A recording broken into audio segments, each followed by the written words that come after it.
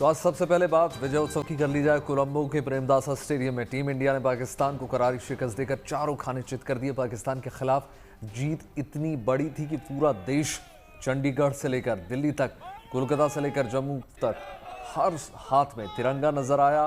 देर रात तक भारत माता की जय के गूंजते हुए नारे सुनाई दे रहे थे। चेन्नई में तो जश्न की कुछ अलग ही तस्वीरें देखने को मिली। समंदर किनारे बीच पर मैच देखने के लिए बड़ी संख्या में लोग एकत्रित हुए थे और जीत का जश्न भी जबरदस्त तरीके से मनाया गया। चंडीगढ़ में देर रात तक क्या बच्चे क्या बुजुर्ग सभी एक सुर में भारत माता की जयकारे लगाते हुए नजर आए। सभी टीम इंडिया की जीत के रंग में पूरी तरीके से रंगे नजर आए और विजय उत्सव की तमाम तस्वीरें आपके टेलीविजन स्क्रीन में दिखा रहे हैं। जयपुर से लेकर मुंबई से लेकर दिल्ली से लेकर अलग अलग शहरों की ये तस्वीरें हैं जहां पर भव्य तरीके से इस जीत का जश्न मनाया गया। काफ़ी लंबे वक्त से इंतज़ार किया जा रहा था हिंदुस्तान और पाकिस्तान के मैच के लिए और फाइनली ये मुकाबला हुआ और हिंदुस्तान ने बड़ी जीत दर्ज की।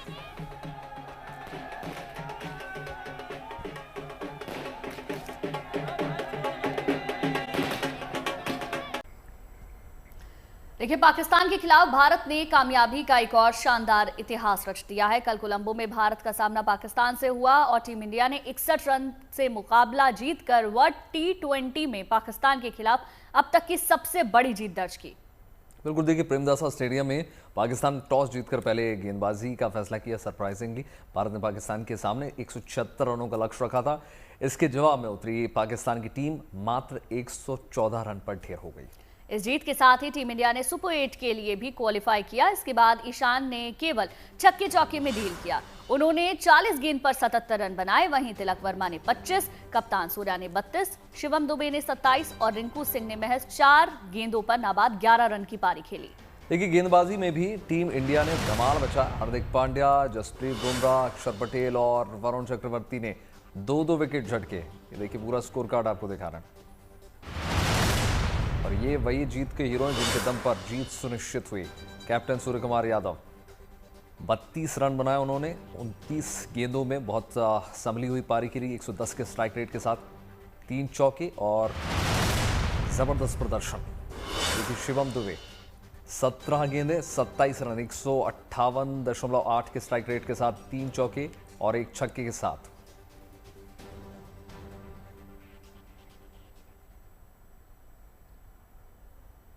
टीम इंडिया ने एक बार फिर से पाकिस्तान को पटकनी दी है। श्रीलंका के प्रेमदासा स्टेडियम में खेले गए T20 वर्ल्ड कप के मुकाबले में भारत ने पाकिस्तान को 61 रनों के बड़े अंतर से हरा दिया, जो इस टूर्नामेंट के इतिहास में भारत की पाकिस्तान पर सबसे बड़ी जीत है। इस जीत के साथ ही टीम इंडिया ने सुपर 8 में जगह बना ली। भारत के मैच जीतने के साथ ही जगह जगह धमाकेदार जश्न का सिलसिला भी शुरू हो गया है।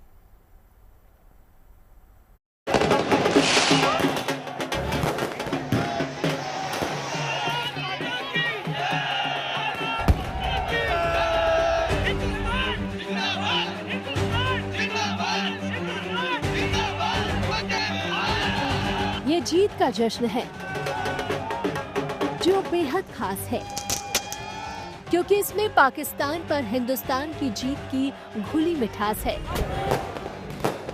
श्रीलंका के कोलंबो में प्रेमदासा स्टेडियम में जैसे ही टीम इंडिया ने पाकिस्तान पर जीत दर्ज की, वैसे ही कोलंबो से लेकर देश भर में जश्न का सिलसिला शुरू हो गया। जबरदस्त आतिशबाजी के साथ टीम इंडिया के फैंस का जोश देखते ही बन रहा था। अहमदाबाद हो या नागपुर या फिर कानपुर, देहरादून, जम्मू से लेकर चंडीगढ़ और सिलीगुड़ी तक में टीम इंडिया के फैंस सड़क पर उतरकर जीत का जश्न मनाने में मशगूल नजर आने लगे। हर तरफ तिरंगा लहराता नजर आने लगा। जमकर आतिशबाजी और डांस का सिलसिला चला, मिठाइयाँ बांटी गई। T20 वर्ल्ड कप में पाकिस्तान पर बड़ी जीत हासिल करते ही टीम इंडिया के फैंस की खुशी का ठिकाना नहीं रहा। हर तरफ इंडिया इंडिया, भारत माता की जय और वंदे मातरम की गूंज सुनाई पड़ने लगी। अब जरा भारत की जीत के बाद उस कोलंबो के प्रेमदासा स्टेडियम के बाहर की तस्वीरें देखिए, जहां भारत पाकिस्तान के बीच मैच खेला गया।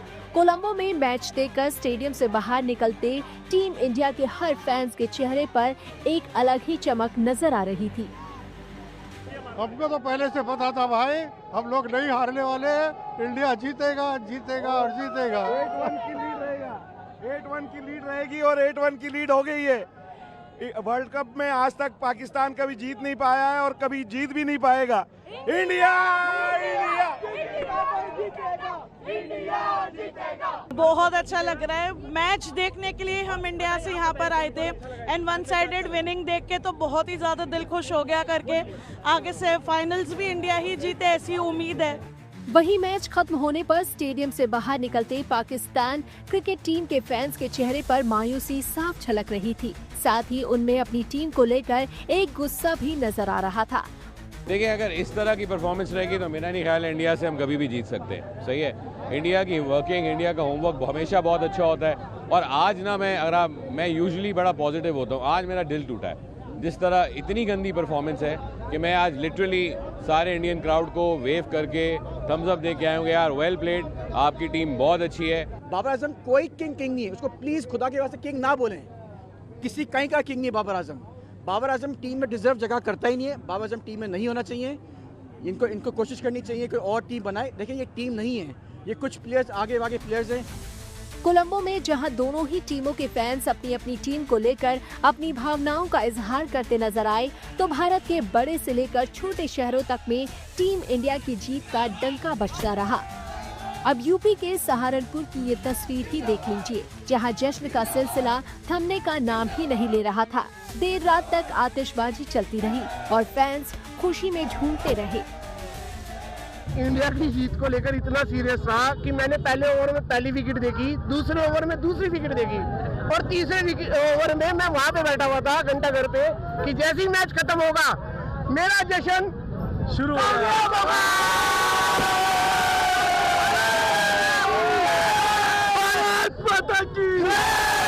पाकिस्तान हमारे से कोसों दूर है, हमेशा जिस भी लेवल पे वो लड़ेगा उसी पे हराने का काम हिंदुस्तान की टीम और हिंदुस्तान करने का काम। मेरा नाम गौरव चौहान है।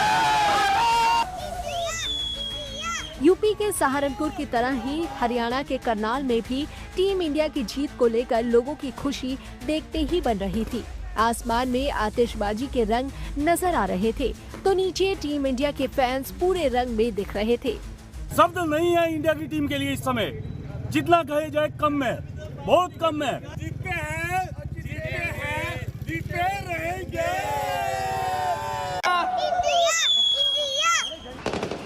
देश ही नहीं, टीम इंडिया के फैंस की खुशी विदेश में भी दिखाई पड़ी। दुबई के मीना बाजार में बड़ी संख्या में लोग जश्न मनाते नजर आए। जमकर आतिशबाजी करने के साथ ही टीम इंडिया की जीत की खुशी का यहाँ एक अलग ही नजारा देखने को मिला। Bureau report, good news today. तो कुल मिलाकर देखिए, ईशान किशन का बल्ला ऐसा गरजा जिसने पाकिस्तान को पहले जैसे पस्त कर दिया। ईशान ने T20 वर्ल्ड कप में भारत पाकिस्तान मैच में सबसे तेज अर्धशतक लगा दिया। उन्होंने 27 गेंदों में अपना अर्धशतक पूरा किया। ईशान ने महज 40 गेंदों का सामना करके 10 चौके 3 छक्के जड़ते हुए 77 रन बनाए। उनके इस शानदार प्रदर्शन पर उनके माता पिता का क्या कहना है, आइए वो भी जान लेते हैं। एकदम बेटा तो छा गया आज। नहीं, सब आशीर्वाद है, भगवान का, छठी मैया का आशीर्वाद है कि उसने अच्छा परफॉर्म किया है, तो अच्छा लग रहा है, भी बहुत अच्छा लग रहा है। न्यूजीलैंड सीरीज में जिस तरह ईशान ने कमबैक किया, उसके बाद ये बातचीत आप लोगों की हुई होगी वर्ल्ड कप में कैसा करना है, क्या करना है, प्लानिंग क्या थी ईशान की, क्योंकि माता पिता तो हर बात शेयर वो करते हैं। हाँ, वैसा कुछ प्लानिंग नहीं थी, वो सिंपली चीज़ों को सिंपल, उसने अपने इंटरव्यू में भी कहा है कि चीज़ों को हमने सिंपल रखा है, सिंपल रखा है, एंजॉय कर रहा है क्रिकेट को, नथिंग एल्स। आप मैच देख रहे थे? हाँ, पूरा मैच देख रहे थे।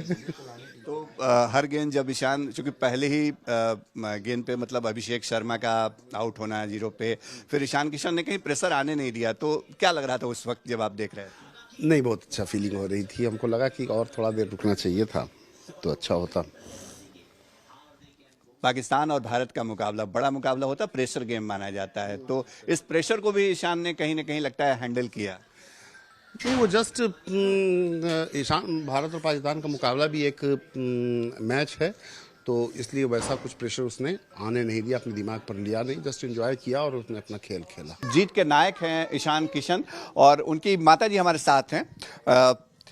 बेटा जिस तरह का प्रदर्शन आज कर रहा था कोलंबो की धरती पर, पहली प्रतिक्रिया आपकी क्या? मतलब बहुत खुशी हुई कि ईशान इतना अच्छा खेले और टीम ने जीत हासिल की, तो बहुत ज़्यादा खुशी हुई।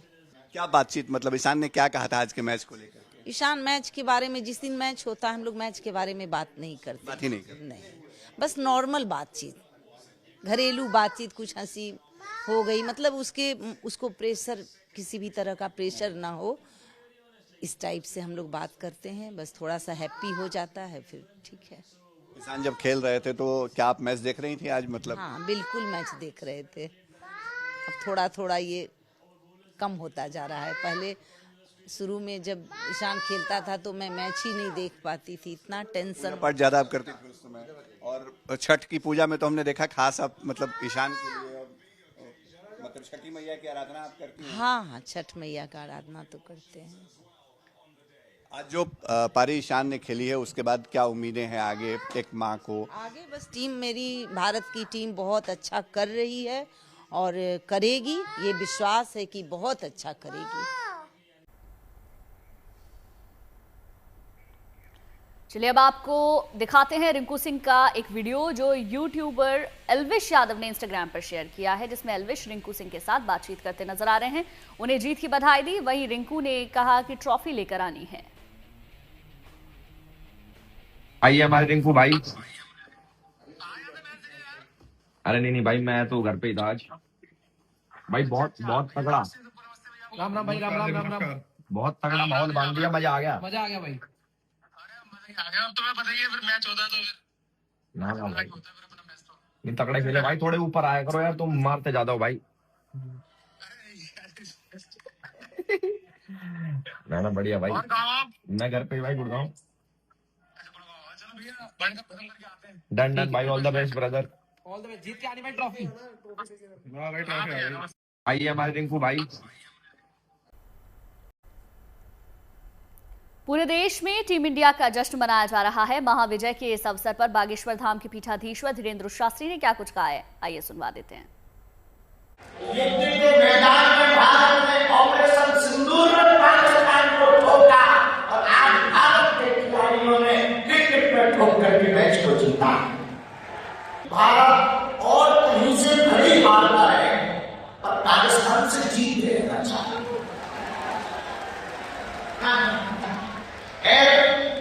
उनके दिलों में बात साफ लोग रहा होगा और पाकिस्तानियों से कहेंगे बेटा तुम टेंशन ना लो, आप। देखिए, पाकिस्तान पर जीत के बाद टीम इंडिया की जीत का जश्न विदेशों में भी खूब देखने को मिला। तस्वीरें दिखा रहे हैं आपको, इतना ज़बरदस्त तरीके से जश्न मनाया गया और ऐसी तस्वीरें हर शहर से निकल कर आई और विदेशों में भी जहां जहां भारतीय फैंस मौजूद हैं। T20 वर्ल्ड कप में पाकिस्तान के खिलाफ इतनी शानदार जीत हो, इससे बढ़िया और क्या बात हो सकती है। अफगानिस्तान के प्रशंसक इस खुशी में शामिल हुए सोशल मीडिया पर। वहाँ के कई वीडियोस भी अब वायरल हो रहे हैं। तस्वीरें देखिए, इनमें प्रशंसक तालियां बजा रहे हैं, हाथ हिलाते हुए, डांस करते हुए नजर आ रहे हैं। तो हिंदुस्तान के साथ अफगानिस्तान भी जमकर जश्न मना रहा है।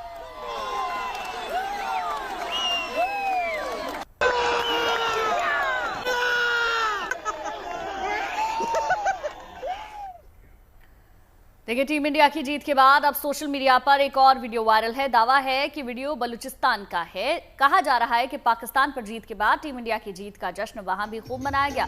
दावा है कि बलूचिस्तान के लोग पाकिस्तान पर जीत से काफी उत्साहित है। ऐसे में उन्होंने कई जगहों पर गाने पर खूब डांस किया और टीम इंडिया की जीत को अपनी तरीके से सेलिब्रेट किया। इसी बीच ये वीडियो भी शेयर किया गया जिसमें बलूचिस्तान के लोगों का मूड दिखाया गया है। हालांकि ये वीडियो कब और कहां का है ये अभी साफ नहीं है।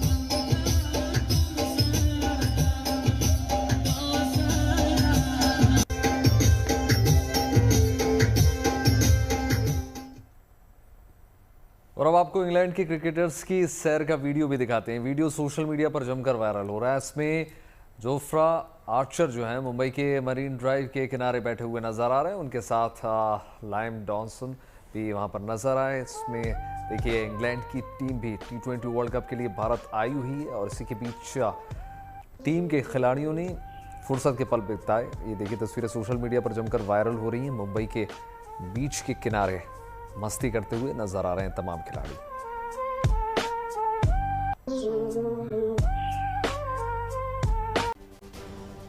और चलिए अब बात कर लेते हैं साल के पहले सूर्य ग्रहण की। कल यानी कि 17 फरवरी को साल का पहला सूर्य ग्रहण लगने जा रहा है।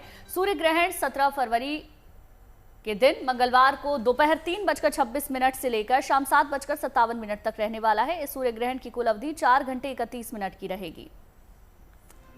बिल्कुल देखिए सूर्य ग्रहण जो है शाम 5:13 से लेकर शाम 6:11 के बीच अपने पीक पर रहेगा। इस सूर्य ग्रहण जो है अंटार्कटिका समेत दुनिया के कई हिस्सों में देखने को मिलेगा। अफ्रीका और दक्षिण अफ्रीका में भी ग्रहण लगने जा रहा है। हालांकि भारत में सूर्य ग्रहण नहीं नजर आने वाला। ऐसे में भारत में सूतक काल नहीं लागू होगा। इस सूर्य ग्रहण के दौरान रिंग ऑफ फायर की दुर्लभ खगोलीय घटना भी देखने को मिलेगी। इस दौरान चंद्रमा अपनी छाया से सूर्य के एक बड़े हिस्से को ढक लेगा और चंद्रमा के चारों ओर एक पतली चमकदार रिंग बनाता हुआ नजर आएगा, जो हीरे की अंगूठी की तरह बिल्कुल नजर आएगी। तस्वीरों के माध्यम से आपको समझाने की कोशिश कर रहे हैं कि कितना ये कैसा अद्भुत नजारा देखने को मिलेगा खगोलीय घटना।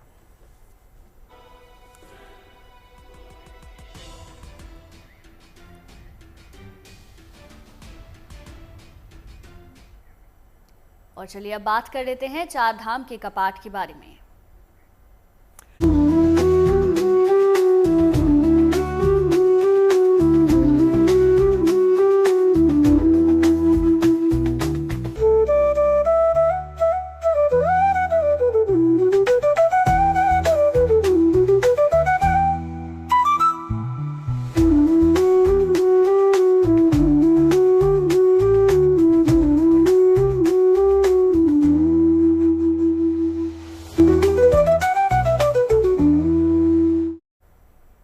देखिए उत्तराखंड से शुभ समाचार निकल कर आया। 4 धाम के कपाट खुलने की तारीख तय हो गई है।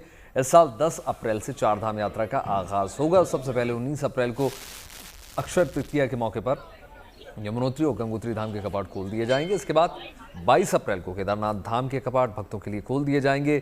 ठीक एक दिन बाद यानी 23 अप्रैल को बद्रीनाथ धाम के कपाट भी भक्तों के लिए खोल दिए जाएंगे और उसी के साथ साल 2026 के लिए 4 धाम यात्रा प्रारंभ हो जाएगी। 3 तस्वीरें आपको दिखा रहे हैं। कपाट खोलने की तारीखों का अब ऐलान हो गया है और उसी के साथ भक्तों में जबरदस्त जोश और उत्साह देखने को मिल रहा है।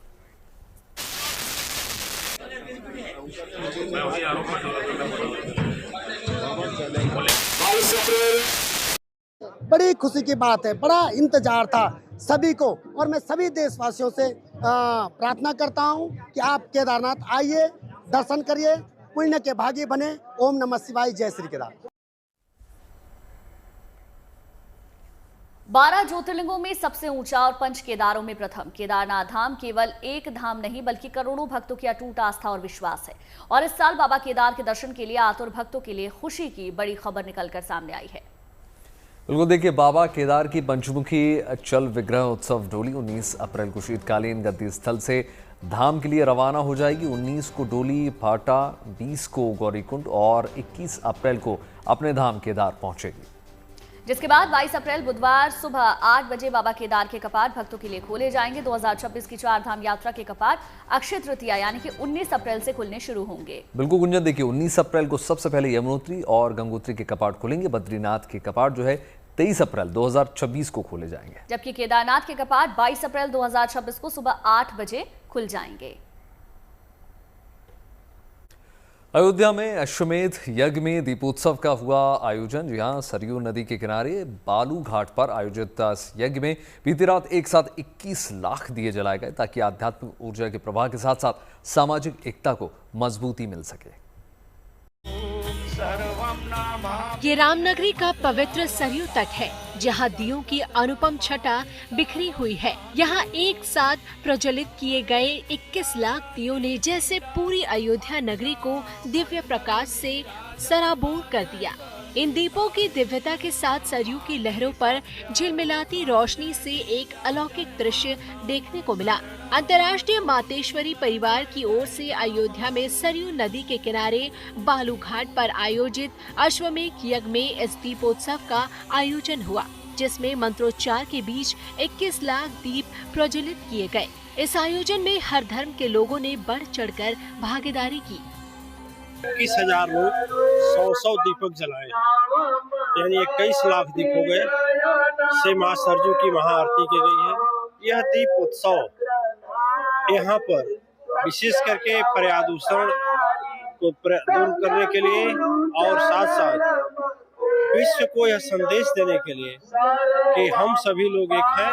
8 फरवरी से इसी भव्य पंडाल में इस 9 दिवसीय अश्वमेध यज्ञ का आयोजन किया गया, जिसमें अलग अलग दिन सामूहिक हवन, प्रवचन सत्र जैसे अलग अलग कार्यक्रम आयोजित किए गए और फिर रविवार 15 फरवरी को दीपोत्सव का आयोजन हुआ, जिसका उद्देश्य आध्यात्मिक ऊर्जा के साथ सामाजिक एकता को मजबूत करना रहा। इस अश्वमेध यज्ञ का हिस्सा बनने के लिए देश के अलग अलग हिस्सों के अलावा विदेश से भी श्रद्धालु पहुँचे। कोई ऐसा प्रांत नहीं है जिसमें के लोग न आए। आसाम, राजस्थान, गुजरात, मध्य प्रदेश, फिर आपका बंगाल, पूना, यानी उसके अलावा विदेश से थाईलैंड के साथ अन्य कई देशों के लोग। विश्व शांति, सामाजिक समरसता और मानव कल्याण के मुख्य उद्देश्य से इस धार्मिक अनुष्ठान का आयोजन किया गया, जिसे नारी सम्मान और सामाजिक संतुलन का प्रतीक भी बताया गया है। आयोजकों के मुताबिक इस यज्ञ से नकारात्मक ऊर्जा का प्रभाव कम होगा और समाज में सकारात्मकता का संचार होगा। साथ ही भारतीय संस्कृति और सनातन परंपरा को मजबूती मिलेगी। अयोध्या से मयंक शुक्ला के साथ bureau report, good news today. और चलिए अब बात कर लेते हैं आज शुरू हो रहे एआई शिखर सम्मेलन की। दिल्ली के भारत मंडपम में सबसे बड़े एआई इम्पैक्ट सम्मेलन का आयोजन हो रहा है। प्रधानमंत्री मोदी इसका उद्घाटन करने वाले हैं। 5 दिन चलने वाले इस सम्मेलन में 7 देशों के राष्ट्रपति, 9 देशों के प्रधानमंत्री, 45 से ज्यादा देशों के मंत्री, 40 से ज्यादा सीईओ और 100 से ज्यादा देश के प्रतिनिधि शामिल होंगे। भारत मंडपम में आयोजित इस समिट की थीम पीपल, प्लैनेट और प्रोग्रेस है, यानी एआई का विकास ऐसा हो जो इंसानों को सशक्त बनाए, पर्यावरण के अनुकूल हो और विकास को गति दे। इस वैश्विक मंच पर दुनिया भर के राष्ट्राध्यक्ष, नीति निर्माता, टेक्नोलॉजी लीडर्स और इनोवेटर्स एक साथ भविष्य की दिशा तय करेंगे। सम्मेलन में हिस्सा लेने वाले प्रमुख नेताओं में फ्रांस के राष्ट्रपति इमैनुअल मैक्रो, ब्राजील के राष्ट्रपति लुइस, स्पेन के प्रधानमंत्री पेड्रो सेंचेन और संयुक्त राष्ट्र महासचिव एंटोनियो शामिल हैं। वहीं सुंदर पिचई और बिल गेट्स भी इसमें शामिल हो रहे हैं। वहीं उत्तराखंड के स्की रिजॉर्ट औली की वादियां इन दिनों खूब गुलजार हैं। यहाँ विंटर स्पोर्ट्स और कार्निवल चल रहा है। 13 फरवरी से शुरू हुए इस 4 दिवसीय आयोजन में खिलाड़ियों के साथ ही बड़ी संख्या में दर्शक भी पहुंच रहे हैं।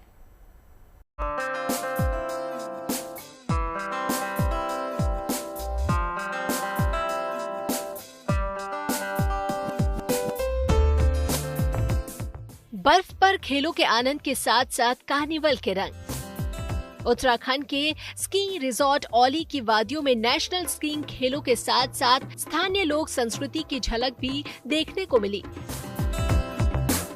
13 फरवरी से आयोजित इस 4 दिवसीय विंटर स्पोर्ट्स और कार्निवल में साहसिक गतिविधियों के साथ ही रंगारंग सांस्कृतिक प्रस्तुतियां भी देखने को मिल रही है। यहाँ बर्फीली ढलानों में अलग अलग स्कीइंग खेलों का आयोजन किया गया। शनिवार से दोनों ही स्लोप पर स्कीइंग स्पर्धा देखने को मिली। नंदा देवी स्लोप पर स्कीइंग जॉइंट, सलालम, स्नोबोर्ड और सलालम की रेस आयोजित हुई, तो 10 नंबर टावर के स्लोप में भी स्कीइंग मॉनिटरिंग हुई। इसके अलावा वर्टिकल स्कीमो रेस भी हुई। लगातार यहाँ पे स्कीइंग खेलों का आगाज हो रहा है। इस समय महिलाएं स्नोबोर्ड की प्रतियोगिता चल रही हैं। 4 महिलाएं इसमें हैं, हिमाचल, आर्मी और नंदा देवी अंतर्राष्ट्रीय स्कीइंग स्लोप। इसमें पूरी तरह से बर्फ को कृत्रिम तरीके से भरकर इधर उधर से करने के बाद इस स्लोप को बनाया गया है। अब यहाँ पे रेस हो रही है। खिलाड़ियों में खासा उत्साह है क्योंकि बर्फ कम होने के बावजूद स्लोप बड़ी तैयारी से बनाया गया है। बर्फ की पर्याप्त मात्रा यहाँ पे की गई है। ऐसे में हर कोई उत्साहित है क्योंकि 4 वर्षों के बाद नेशनल स्कीइंग खेलों का आयोजन यहाँ पे हो रहा है।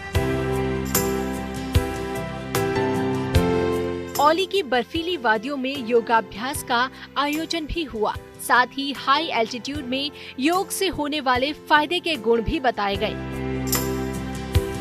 जहां तक स्कीइंग खेलों की बात है तो इसमें सेना की टीम का दबदबा दिखा। आर्मी टीम से स्लालम में पार्टिसिपेट किया था और गोल्ड हासिल किया आज मुझे। बहुत अच्छा लग रहा है मुझे। व्यवस्था भी बहुत अच्छी करी गई। यहाँ पे हर चीज़ मिल रहा है, हर चीज़ लंच पैक वगैरह सब कुछ टाइम टू टाइम मिल रहा है। और स्लोप की मेन एथलीट को चाहिए स्लोप की कंडीशन प्रॉपर अच्छी थी।